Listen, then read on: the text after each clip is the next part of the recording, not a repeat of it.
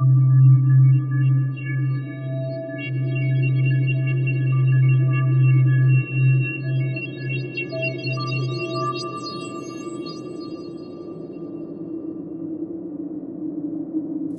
balik lagi bareng gue di Cahaya Malam, tempat lo dengerin kisah-kisah horor dari narasumber langsung.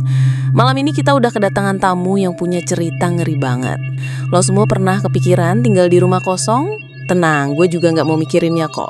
Tapi gimana kalau ternyata itu terjadi pada kita? Oke, langsung aja kita sapa narasumber kita malam ini. Randy, gimana kabarnya bro? Halo Mbak, Alhamdulillah baik. Deg-degan sih jujur, soalnya cerita yang mau gue bagiin ini ya bisa dibilang pengalaman yang bikin gue gak bisa ngelupain rumah itu seumur hidup.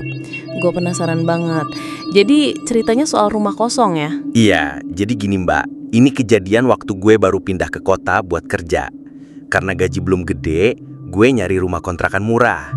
Nah, ketemulah satu rumah yang kelihatan tua, agak di pinggir kota, dan harganya jauh di bawah pasaran. Awalnya sih gue pikir ini rejeki ya, rumah lumayan gede, ada pekarangan, dan cuma gue sendiri. Pemilik rumah juga gak banyak nanya. Gue tinggal mulai hari Minggu, dan semua masih biasa aja. Tapi, mulai masuk hari ketiga, mulai banyak yang aneh.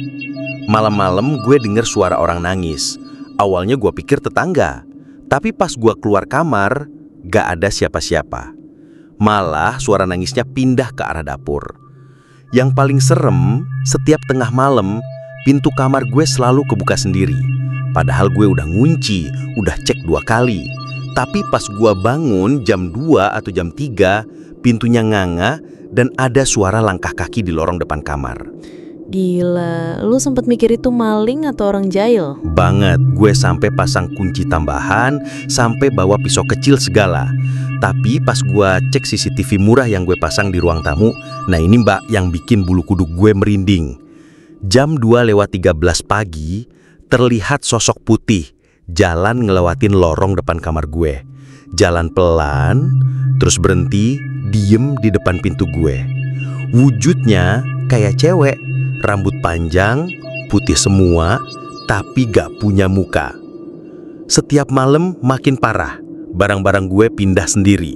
Lampu kamar nyala padahal gak gue hidupin. Yang paling kacau, gue pernah bangun dan ada jejak kaki hitam dari dapur sampai ke kasur gue. Gue sampai manggil temen buat nginep.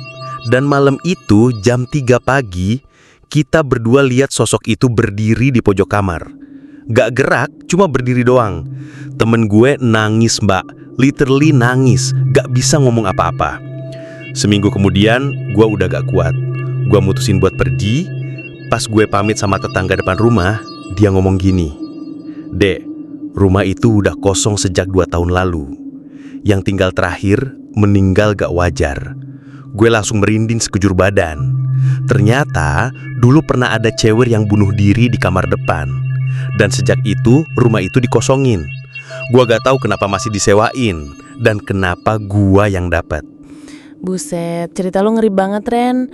Rumah itu masih ada gak sih sekarang? Masih Mbak, tapi sekarang bener-bener kosong. Katanya udah gak pernah disewain lagi.